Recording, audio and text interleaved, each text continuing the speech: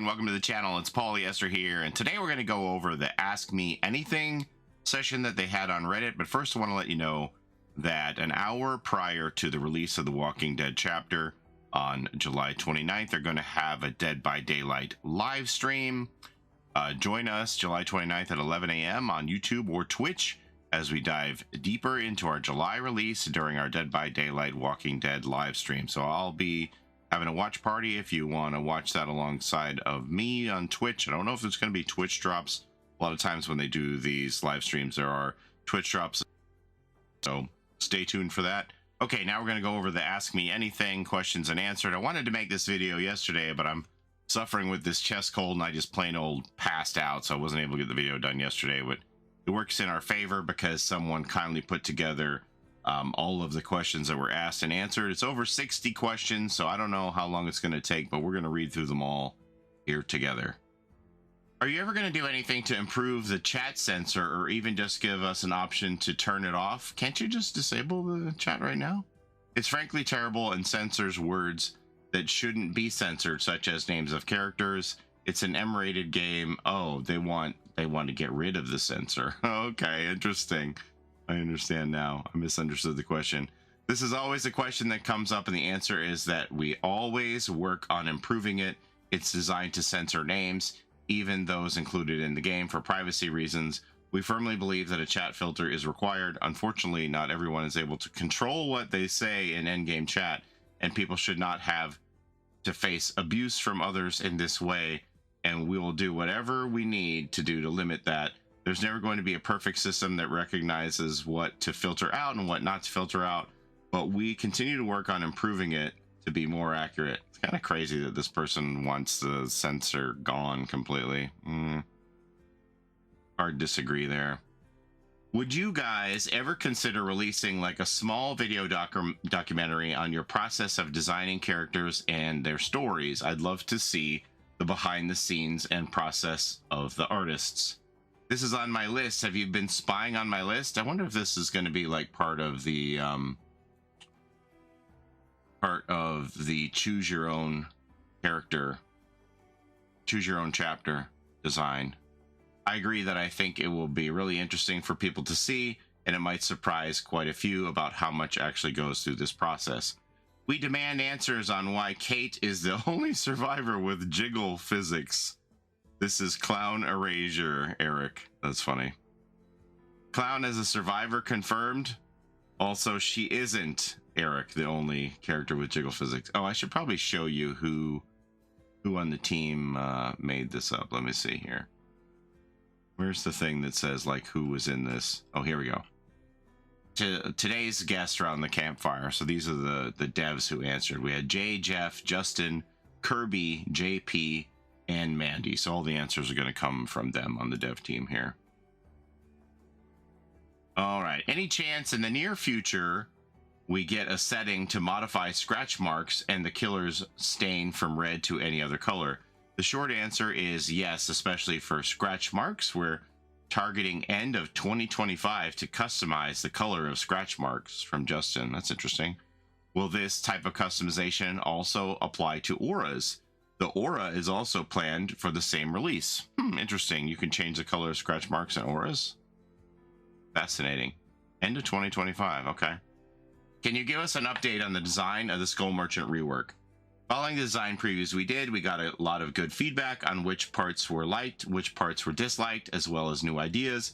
We've taken all this feedback and have come up with a direction we're happy with. What I can say is we're looking to retain the trap playstyle, remove the passive lethality, and introduce a new friend, the Buddy Drone. It's also worth pointing out that we're working out where exactly it'll fit in on the timeline, which at this time it's looking like sometime in 2026. We're hoping early 2026, but it may be later depending on bandwidth from the different teams. Keep an eye out for future communications. Jeff, he's design.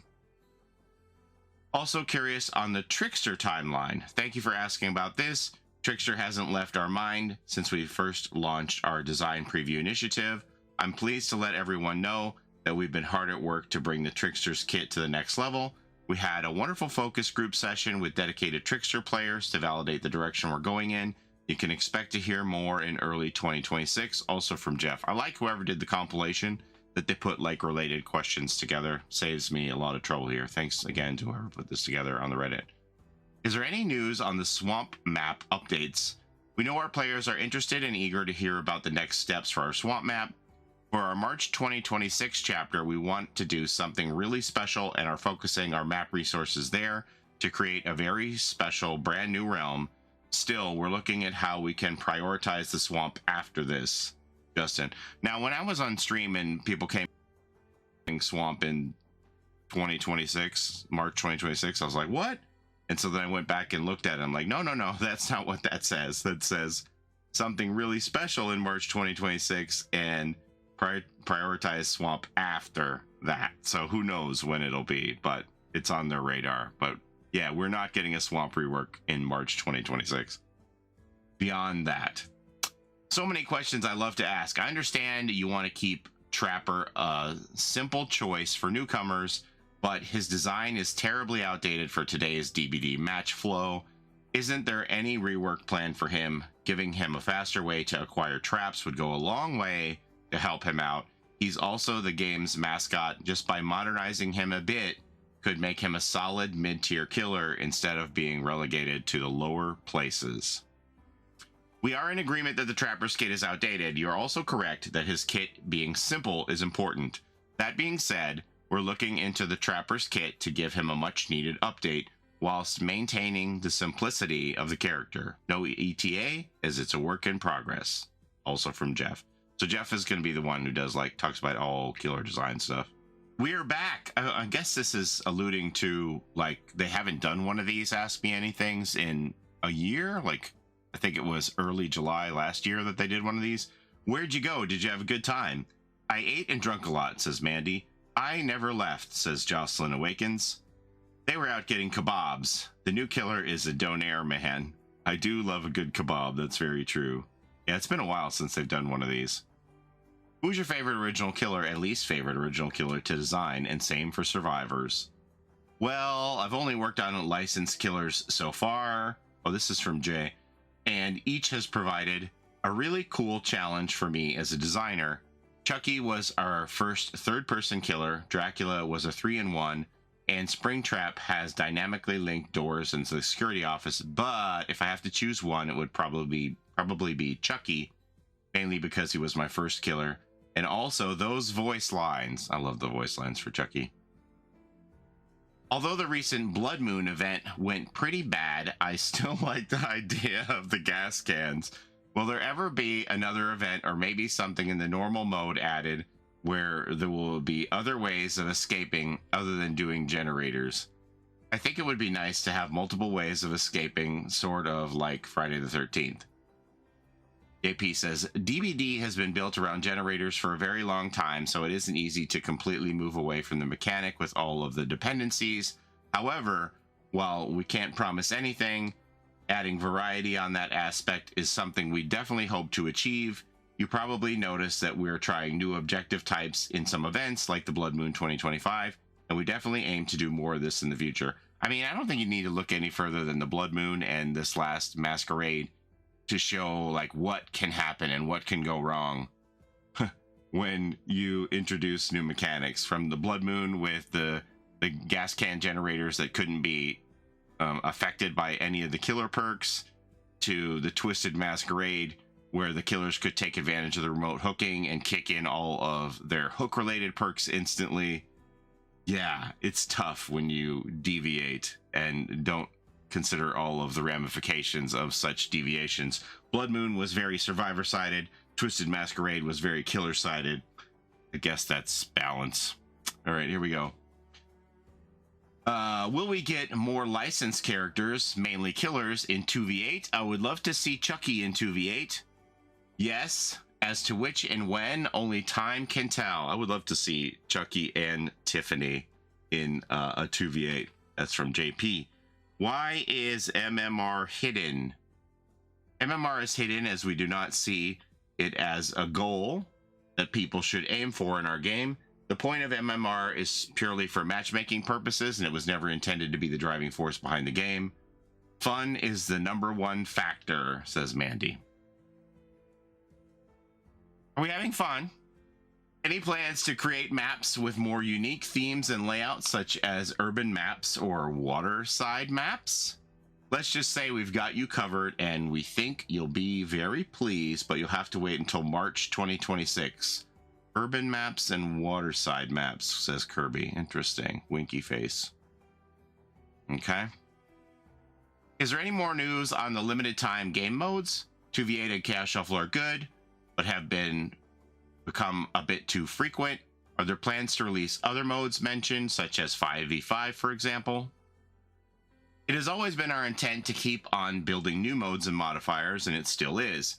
Currently, quality of life initiatives, the events roadmap, and many other things we won't detail here are consuming most of our bandwidth. 2v8 in particular is a huge success and a fan favorite, so we try to run it as often as possible as the players requested. But it also requires a lot of maintenance to get to a level we feel satisfied with, and we feel we're getting near and aim to start developing new modes and modifiers soon. We've got plenty of ideas already. If you've got any good ideas about what modes you'd like to see, please let us know and we'd love to hear them, says JP. Are you going to do anything at all to the ghoul? He seems like, okay, wait, I'm gonna read this one in what I perceive to be the voice of the person writing this. Are you going to do anything at all to the ghoul? He seems like a killer people are very unhappy about and don't really like facing him. Any plans to further balance him? Oh, maybe I'm projecting. I could be projecting. Maybe they didn't say it like that at all. Anywho, the ghoul is on our radar. We are aware there are some friction points, which we'd like to address. However, given the fact that he's still new to the roster, we're taking the necessary time to review everything before setting things in stone. And once we reach that point, we'll make sure to share all the details. That's Jeff in design again. Fix the bug where he can stop you in place while he vaults over a pallet to get a free hit. This was confirmed to be a bug, but has not been fixed. We just wanted to note that this is not a bug.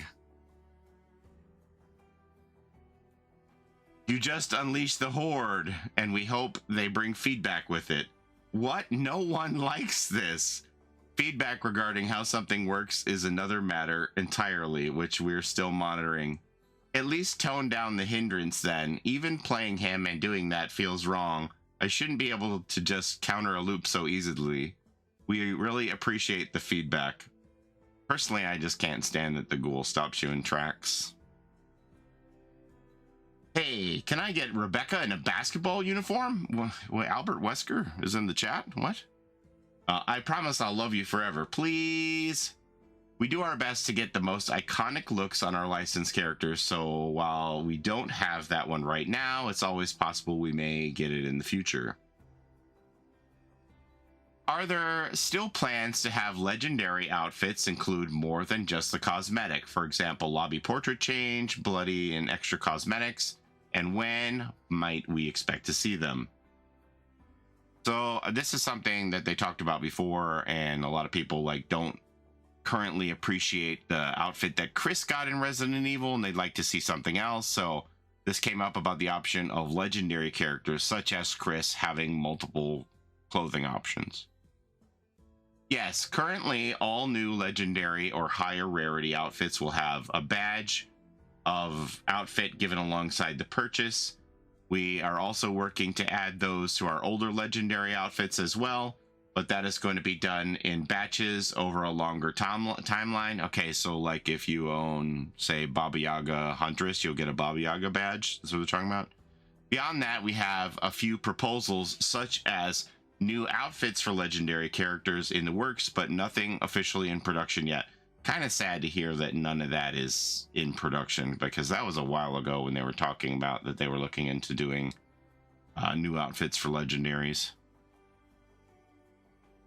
Have you guys thought about reworking the Shrine of Secrets? 90% of the time it rotates worthless perks that nobody wants, particularly from characters that don't cost or excel.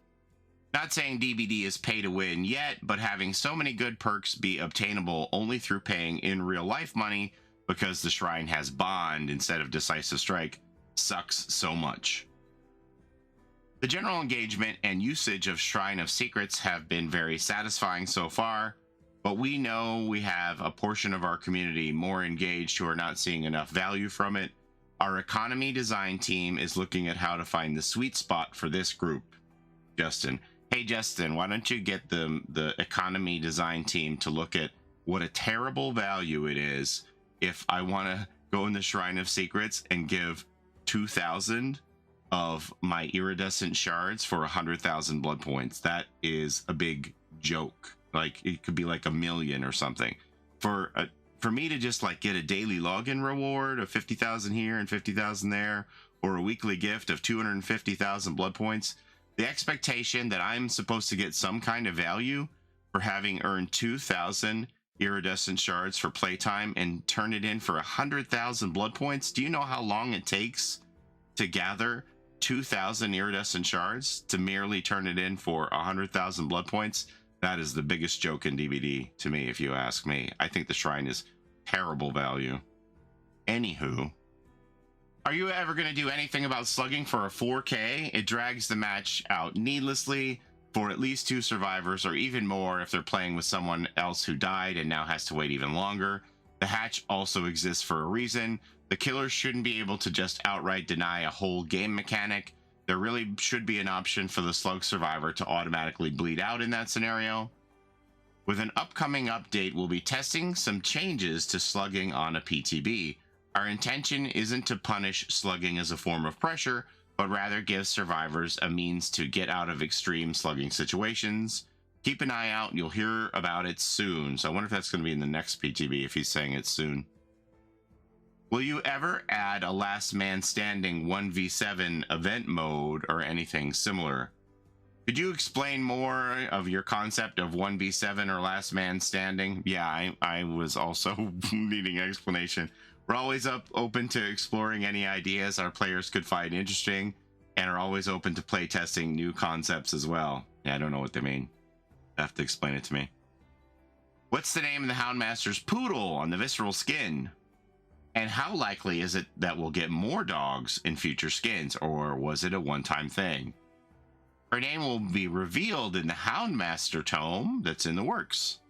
To manage expectations, that's still a year or more off from being released, but you will have your answer then. So the poodle is not Snug. It's the dog has a different name. I'm going to go with Belinda. In terms of more dogs, it's a bit of a conundrum. As is, we can do more in the form of visceral outfits. We treat the change of dog as a replacement for the Mori changes that happen on other viscerals, and that means charging the big price tag for each one.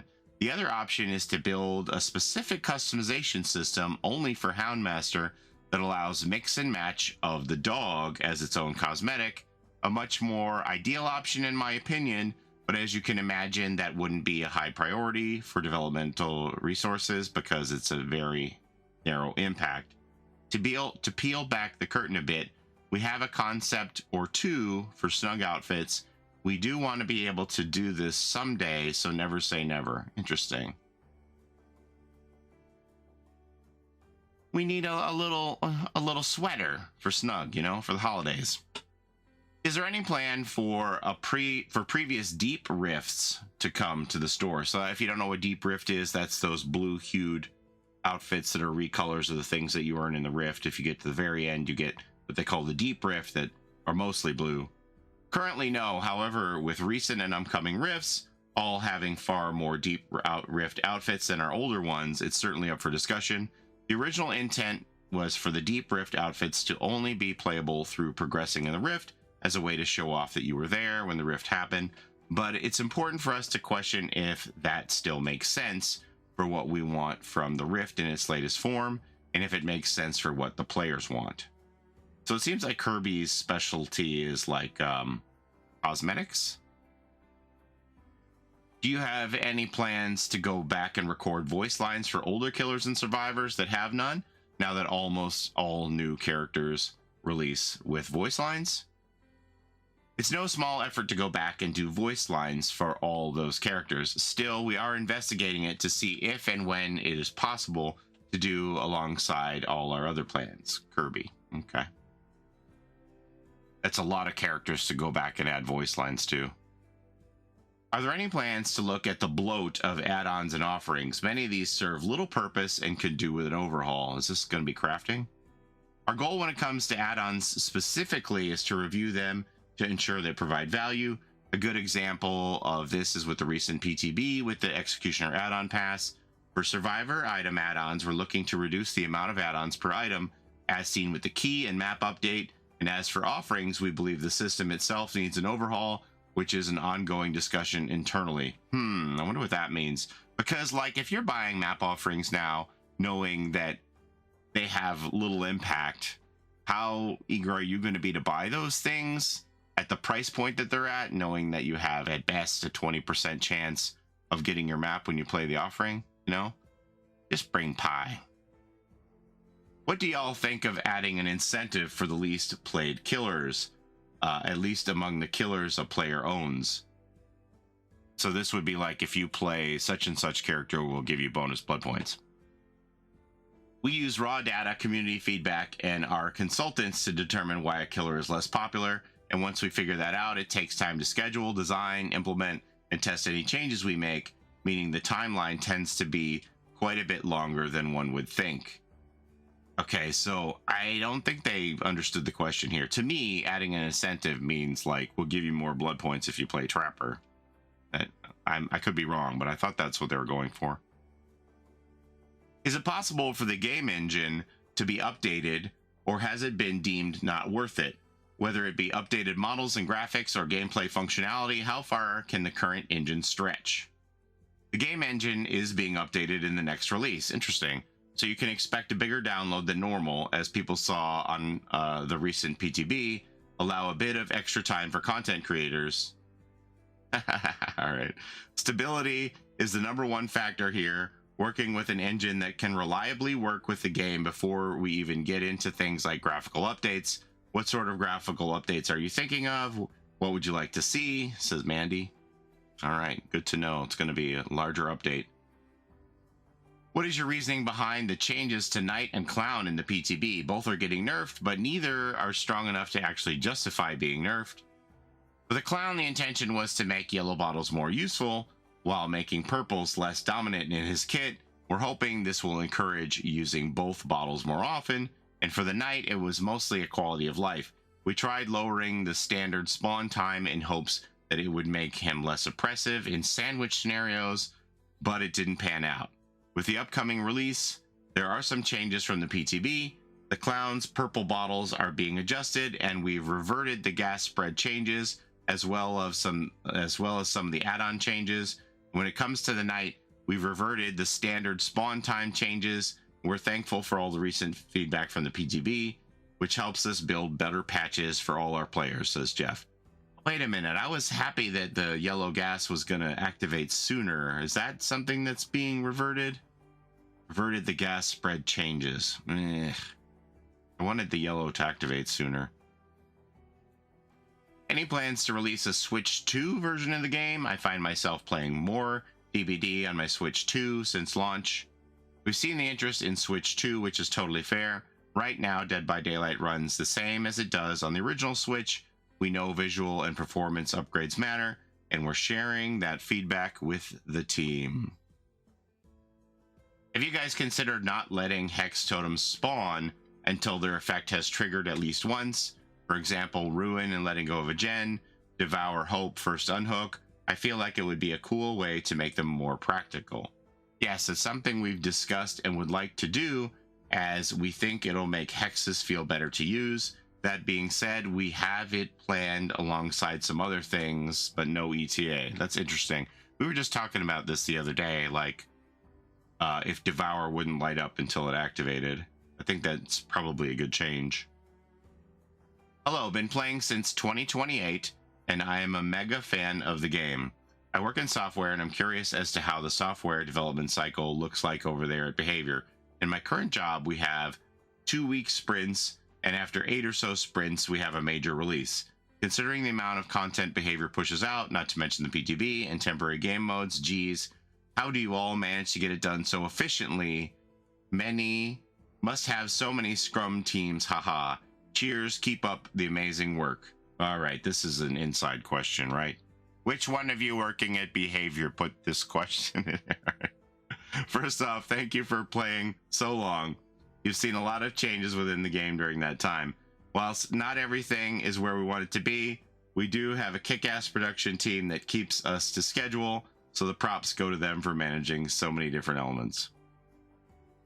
Any plans for more updates to Michael Myers' base kit? Yes, this is something we're actively working on. No details to share at this point, but keep your eyes peeled. Soon TM. You don't know, soon TM is like a inside joke. Soon, and they trademarked it. No ETA given. Soon. Will we ever get customizable lobby backgrounds? You guys have no idea how much I miss the Silent Hill and all kill lobby backgrounds. This is a feature request we've heard a lot recently, and we certainly have taken notice. I'm in fact annoying about it when I have the opportunity to be, because I believe in it. We share your feelings on the quality of those and would love to get more time in each of them. Our team really gets to have fun when making lobbies, and we'd love their work to be experienced and enjoyed by more folks for sure. We can't share any specifics right now on plans as they are still in discussion, but stay tuned. I just realized this is Eric. He wasn't on the original list of the people who were here. This is Eric Pope. So we talked about this on my stream many times about customizable lobbies. Personally, I think that if they were to do this, it would get turned off at certain times, because you have to realize that the lobby is being used as a marketing tool for whatever the current chapter is, right? So if they have 4 weeks of Five Nights at Freddy's, because that's the chapter they're trying to sell now, that's just what's going to happen. I don't think that they would give you the ability to permanently change your lobby to the theme that you like, because then it flies in the face of the marketing goals that they're trying to achieve. You might get to do it every once in a while, but I would say, I don't know, I would think that it would have to be at least 2 weeks after a chapter comes out that your lobby would be locked into whatever the new content is, just from a marketing standpoint. I don't think it makes sense to not market your new thing. You know, that's not a popular answer, but I understand why they do it the way they do. As hard as it sounds, could older survivors still be given voice lines like the newer ones? Oh, didn't we go over this already? I understand that the old survivors were voiced by Behavior employees, and I'd imagine that would be difficult to do, but I'd really like to hear some of the older survivors speak one day. We've had a lot of fun adding voices and more character to survivors over the past years, and certainly want to do more to make DBD feel as alive as possible. Over time, we're planning on updating to add voice lines to more characters. Oh, okay, this is better than the other question. That being said, do we have the same person answer this question? That being said, there are constraints which may make it impossible for some. In the case of licenses, after we've released a character, that's usually it. But opportunities do arise that let us revisit content. Probably nothing for Quentin. All right. Any plans to make anniversary cakes usable across all characters? Okay, so this is like, what they mean is you can just you can consolidate all of your cakes and just play them on whoever you want instead of having to play that certain character. The short answer is not at the moment. This is a side effect of our character specific inventory and would require some reworking for how it could be managed to be shared on any character the player has unlocked. It's more complicated than it seems, but we heard your concerns, and while this is not a priority right now, we're hoping to improve the inventory experience at some point in the future. Okay, cool. Will game rule customization ever be added for private lobbies? It's not out of the question. It's really a matter of bandwidth and priorities. We have a list of further things that we'd like to change in custom lobbies, and we're gradually able to start implementing them. It'll be done over a period of time, starting in this next update. That's for, like, tournaments, right? Hello, team. As always, thanks for taking the time to chat with the community. It's always appreciated and a fun way for us to get excited about all things DBD. Since the Tokyo Ghoul chapter was released, many killers have become bugged in some way, shape, or form. One of the most notable has been Huntress, agreed. Along with the rest of the range killer cast, agreed. Are there any updates as to whether or not there is a fix on the horizon for the issues related to the Huntress, such as the major spike in validation issues? Those, I don't know how the Huntress players do it. Hatchets randomly disappearing in midair, many trick shots becoming irrelevant due to hit detection issues, and her lullaby being heard by players who are out of lullaby range, just to name a few. Again, appreciate your time and hope you all have an awesome day. Going to shout out the community here. A few people have reached out with some impressive Excel documents to list out the bugs that they're finding, and that has been super helpful. The lullaby one is not on my list, however. I hadn't heard about that. Can you get more information to us on that?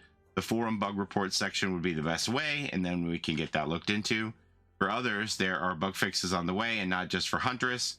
We have some coming up in the next release and in the following releases. So there's like some bugs for like Deathslinger or Nemesis, where the tentacle or the spear from the gun just like come out of nowhere. They don't like wind up their shot. So those are the problems, right? Any word on more monstrous killers? Werewolf, shark, spider? Well, we're still in the early phases of the Grimoire, an initiative where we're calling on the community to help us bring a future chapter to life, and who knows, maybe together we'll create something monstrous. Check back here at 12 p.m. this Friday for the next verse. Oh, we're ready to do another section of the Grimoire. Has it been 2 weeks already? I think they do that every 2 weeks. I've noticed that over time, Dead by Daylight seems to be shifting away from stealth-oriented gameplay, which used to be a major part of the experience. And really, I feel like since it was created, Dead by Daylight thought it was going to be stealth, and most of the community was like, nah, we're running. Has there been a design philosophy change behind this direction? I'm curious if it's based on player feedback, balance issues, or something else. While stealth is still an integral part of Dead by Daylight, the game kind of evolved out of it. Through our players, we saw the rise of chase-oriented gameplay and looping. We don't intend on eliminating stealth gameplay, but we want to embrace the direction our players have taken the game, as we believe in a player-first approach. All right, will there be another graphical update like The Realm Beyond? Our goal is always to keep the game as immersive and as up-to-date as possible. We have an almost 10-year-old game, so yes, we are aware that a graphical update will be necessary. We don't have any more info to share now, but you will be the first to be informed. Me? This person who asked this question? Who asked this question? They're going to be first? All right. DBD League recently received an official endorsement from Behavior. Any word on what that might look like going forward? Promotional events, improvements to custom matchmaking for competitive communities, etc. There are currently no plans to run our own tournaments. These take an extraordinary amount of work, as we've been able to see with working closely with DBD League and Champions of the Fog, both of which received our support.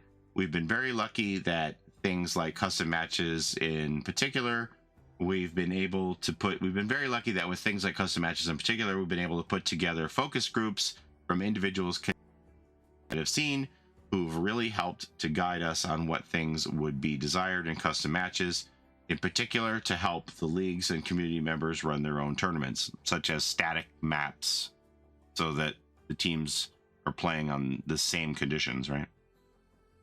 Some of the new features will be in the upcoming release, and were seen in the most recent PTB, and we do have further ones planned down the line. There's like a $20,000 DBD League tournament that they're finishing this weekend. $20,000 prize pool. Are there plans to limit the max use of fog vials? I have tested their impact both as survivor and killer, and found that their unlimited use capability, especially with the Eerie add-on, is extremely frustrating to deal with as a killer to an unhealthy and problematic extent. All right, I'm interested in this. The fog vial cooldown mechanic is a unique twist to how a survivor item functions in Dead by Daylight. That gives survivors a chance for trial and error. Given that they aren't as opaque as their predecessor, the Void Crystals, we feel having the opportunity to use them multiple times is good. From the PTB, we have made some changes to the fog vials. Notably, we've decreased the opacity from the visceral add-on, as well as added some downsides to it, uptime and maximum size. And there are additional changes, so when they hit the live servers, try them out. We look forward to hearing your thoughts. Well, thank goodness they changed them at all. Are there any plans to give the prop system a purpose to encourage players to be more positive about their teammates and adversaries? Do you even know what they're talking about? This is the end game where you're giving the thumbs up, thumbs down. Do you even use that? Did you even realize that exists? Certainly, the thumbs up and reporting are centralized on the same button in game. We're looking to untangle the two and update both the commendation and reporting systems separately, providing tools to foster a positive environment for players. This may take some time to achieve all the goals we want for the two systems, but expect to see small steps made towards these improvements over time. Okay, Justin. Will the licensed maps only be portions on pre-existing realms going forward? What? Okay. Like how the pizzeria and the Dungeons and Dragons dungeon are on original realms, as opposed to full maps like the RPD, Lambkin Lane, and Hawkins Lab. Okay, I got you now. This is a fun one to answer. We know players are huge fans of these full maps to give the most accurate experience for the license as possible. Unpopular opinion, I personally love RPD as a Resident Evil fan. I also personally love RPD. I can't say future license maps will always be in pre-existing realms, but that it'll vary case by case where it makes sense to the player base and the respective license. Our map strategy is also evolving over time according to our resources and player feedback. In November 2020, you guys announced a hit validation system that was later disabled as it wasn't functioning properly at the time. Can you please clarify if this system is still active or if it was discontinued at some point? The hit validation system isn't removed, it has been adjusted though. When it was initially introduced, it was at the extreme level, and we needed to reduce this as it was too much at the time. So right now the server does validate the hits, which is why sometimes hits can feel a bit wonky from one perspective but look perfectly natural from the other perspective. Okay. We were told the emoticons for the Singularity community skin would be added. Does this still hold true? Yes, we have an open task for it and we're getting to it. So that was like the TV face, the community design Singularity to have the frowny face and all that. Summer vacations have us running a bit lower on resources for reactive changes like this, so I can't provide an exact timeline at the moment. Our wonderful devs are taking some well-deserved time off, and once they're rested up, we'll get those emoticons on there. Don't you worry.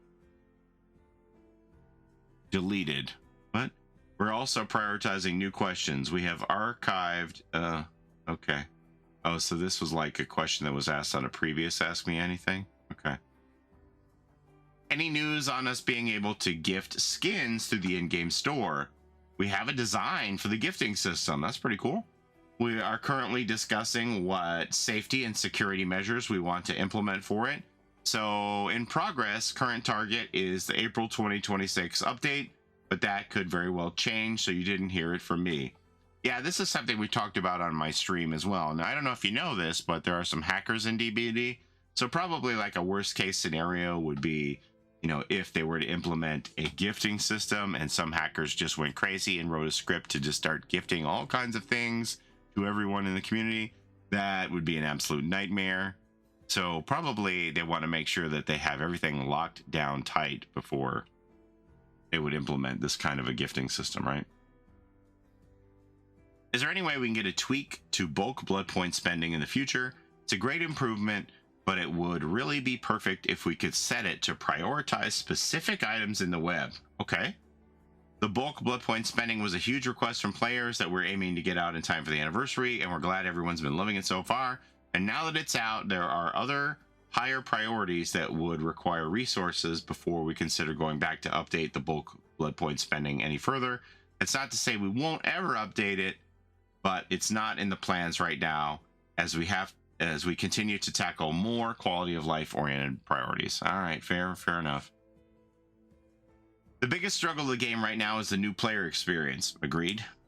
Do you have any plans in the works to overhaul the tutorial system or add or rework general perks such that new players have access to better options from the very beginning? I'm glad to say that we absolutely do have plans for both improving the tutorial system and improving player accessibility to perks. I can't give away when this and more will happen, but we've already made strides towards helping out new players with character trials and the quest system. Improving the new player experience has become a big focus for us for the coming year, with many changes that all players will benefit from as well. This is good to hear because it's hard to grow the game when somebody comes in a game that's this old and they are so far behind on obtaining all the things that they need to get to a level to compete. So I'm glad to hear that they're going to ease that. Any news you can share about possible P100 rewards? Oh, soon. Okay, for real now. Yes, soon. But we're working on unique player badges, earnable per character. Oh, per character. With varying levels of frames as players prestige higher, with the fanciest, most show-off worthy being at P100. Now, don't I regret going through and making all my characters be the same level at P22. Man, you know how many P100s I could have? Now everybody's P22. All right, I'm feeling 22. Okay, so let's see. Is this for all survivors and killers or only original content? Doing it this way means it can be for all characters. So it's just going to be like a frame that you put around your portrait. So some people are like, oh, we were talking about this on stream, that it was going to be a badge. Well, you can't have something that you could display in game, like an outfit or a charm, because we already had people who were complaining that they were getting tunneled out for being P100 because killers could see their prestige level as they went into the game. And they're like, so can you remove prestige level so that people can't see I'm P100 and tunnel me? So you can't then afterwards give people a charm that they would display or an outfit that they would display as P100, because then you're back to square one where they would be getting tunneled out for that. So badges would be something that would only be seen in post game, so that makes the most sense to take that approach. Hello, are you planning to add chat support for console players in the endgame lobby? You don't want it. Sometimes I have funny moments with survivors and I'd like to laugh with them, but we can't since they're on PC. Not currently planned, but we've discussed it internally on several occasions. Kind of a non-answer, I know. The big question in all discussions is what actual tools console players would need to participate in the chat. Could you imagine going through selecting letter by letter? It's not just as easy as letting them type on, given only a minority of players have keyboards. There's always the possibility of using the console's on-screen keyboard, but it's not an ideal interface for live communication. Ideas that have come up are closer to preset chat options, and that being said, probably the most reasonable. That being said, we're open to hear ideas of what console players would expect from endgame chat to help us prioritize properly. We're certainly actively exploring more options for players to communicate regardless of platform. All right. Why does it take so long to add the cosmetic contest winner skins? I'm so excited you asked. Wait, who answered this? Kirby. All right. Making cosmetic skins in general takes quite a long time on DBD. To frame it, right now I'm actively working on cosmetic plans for March and April 2026 and penciling in the major collections we want to do up to around July 2026. I hope everyone is hyped for DBD's 10th anniversary. To break it down a bit further, the usual timeline looks roughly like 8 months before a release. We hold a kickoff meeting for all the outfits that are in the update, and at this point we've already figured out all the collections we want to do and which characters will go in which collection or rift. Usually this is around 25 outfits, not counting things like t-shirt collections or deep rift variants. And at this point, it goes to the concept team to make concepts for all these requested cosmetics, and it's quite a lot. For licenses, we can use references, 3D scans, or game models depending on what's available to ensure accuracy and even save time. Depending on feedback, we estimate it takes 2 for a single concept to be made and approved. 2, what is that, weeks, months? After concept, it goes out to 3D modeling, which can take anywhere from 5 weeks, a more simplistic survivor cosmetic, to 13 weeks for our most complicated killers like the Dredge or legendary outfits, since they're typically a whole new character. Wow. 13 weeks. Partway through the modeling, we can also start to work on the skinning and rigging of the outfit to ensure everything moves well and doesn't have any major clipping issues. VFX and sound work is also going to start around this point. All the above should be finished within 5 months to hit our feature complete date, which is about 3 months before update release. This gives us time to do quality assurance checks and polish passes on the outfits with everything in the build. It's really busy. Our artists are amazing for being able to keep up with the quality of the cosmetics at this pace. So, to more specifically answer your question, we have 4 survivors and 4 killer outfits that will win the contest. Since one of each gets released every 3 months with a rift, during our planning phase, we need to decide what order makes the most sense to release the community outfits alongside our other plans for the year. And while we do have a concept in hand, we often have to update it to match DBD's art style, make adjustments to make the outfits mix and match if possible, and then check our changes with the winning artist. Then it goes through the rest of the process. Once a rift is over, we try to align the rest of the releases into the store at a good time with the rest of the schedule. But failing that, we try to not hold them in the back catalog for too long. Too long didn't read. Outfits take a long time to make, even for our amazing team. I hope this answers your question. So this is probably alluding to the fact that, like, for last year's contest, we still haven't seen some of the winners. There were 3 winners per category. So I would imagine in this next rift coming up, we're going to see another round of the winning cosmetics come out then. And then probably in the fall, we'll see the final ones. And then we'll start worrying about the next year, right? For the contest, it ends today, I think. I'm choosing to believe that you're holding on to this wall of text to paste for a long time, and we're really happy once you saw the question. We can confirm Kirby was writing for a very long time. All right. Are there still any plans to balance out the injured grunts and out-of-breath pantings across the survivors? So what they mean by this is some survivors are louder than others. And should it be uniform? I understand differences in pitch make it impossible to make them sound the same for everyone, but the vast difference in decibels makes it seem like some improvements could be made regardless. I don't believe this has been talked about by the team in a few years. With our Five Nights at Freddy's release, our audio team performed a full pass through all the survivor volumes and normalized these sounds. Really? So survivor-specific audio should be much more balanced now. Really? I didn't notice that. Did you notice it? Huh. For the vaulting or getting hit, I'm a little unsure which areas you're referring to. If it's the character's voice, this is independent of gameplay elements, so it's not intended to be normalized. And that also applies to the first hit of a survivor. It's the second hit where we consider it as gameplay feedback, and those sounds should be at roughly the same level. I'm going to have to play some of the louder survivors like Ash and Jeff and see what I think. These noises a survivor makes when jumping over a vault, assuming you mean the fast vault, is standard across all our survivors, so there should be no change there at all. But if you're noticing something, head over to the forums, report it as a bug, blah, blah, blah. Okay. Wait, did we make it through? Is this it? Will we ever get a chance to see our teammates' perks? Doesn't have to be pre-lobby. It can be only in trial or in the loading screen. We're actively working on this and targeting it for spring 2026. There are several potential issues that we have to consider, like disconnecting players who may go next, etc. We want to get it right to encourage positive behavior within a survivor group. Yeah, so if you see that somebody in your team has got a meme build, you might be like, peace out, I'm out of here. But just today, I didn't know that somebody had Sable's perk where they could unhook themselves in the basement, so I'm going and rushing down there to rescue them, only to find out that they can unhook themselves, and I could have just stayed on Jen. So yeah, sometimes that stuff becomes important to know.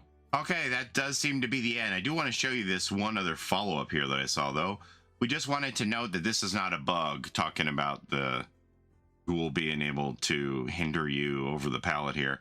We'd like to expand on this comment, and we apologize for its abruptness when they just said this is not a bug, right? Our intention here was about clarification of the mechanic. Whilst yes, the commonly known kidnap tech is not a bug, it's a byproduct of the Ghoul's ability.